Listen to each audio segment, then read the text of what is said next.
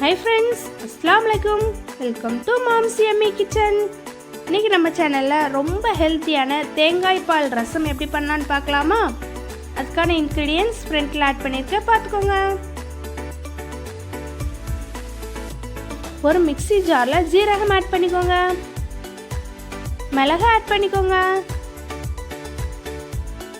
வெள்ளைப்பூடு ஆட் பண்ணிக்கோங்க, ஒரு மிளகா ஆட் பண்ணிக்கோங்க,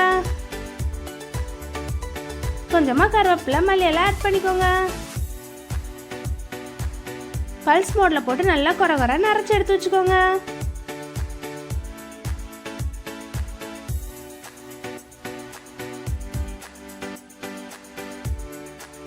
அப்புறம் அதே மிக்ஸி ஜாரில் கட் பண்ணி வச்சு கோகோனட் ஆட் பண்ணிக்கோங்க.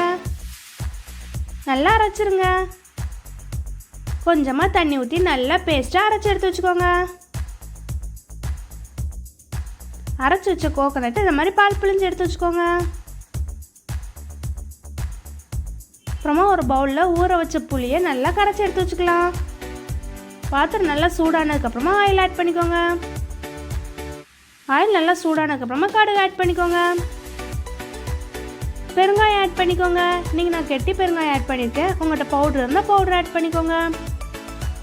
கொஞ்சமாக ஆனியன், மிளகாய் வத்தல், கருவேப்பிலை ஆட் பண்ணிக்கோங்க. நல்லா வதக்கி விட்டுருங்க. கரைச்சி வச்ச புளியில் நம்ம ஒரு தக்காளியும் இதை மாதிரி பிழிஞ்சு எடுத்து வச்சுக்கலாம். அரைச்சி வச்சிருந்த பேஸ்ட்டு இதோட போட்டு நல்லா மிக்ஸ் பண்ணி எடுத்துருங்க. கொஞ்சமாக மஞ்சத்தூள் ஆட் பண்ணிக்கோங்க. உப்பு ஆட் பண்ணிக்கோங்க. நல்லா வதக்கி விட்டுருங்க. நம்ம புளியும் தக்காளியும் கரைச்சி வச்சிருந்த வாட்டரை இதோட ஆட் பண்ணிக்கலாம்.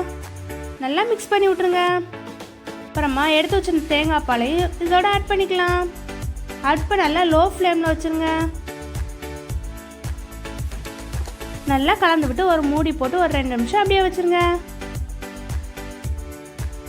இந்த மாதிரி நுரக்கூடி வரும்போது அடுப்பை ஆஃப் பண்ணிடுங்க. ஃபைனலாக மல்லியில போட்டு சர்வ் பண்ணிடலாம்.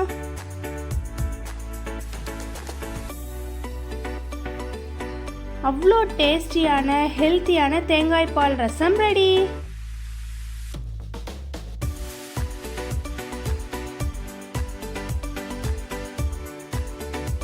Thank you. Subscribe for more.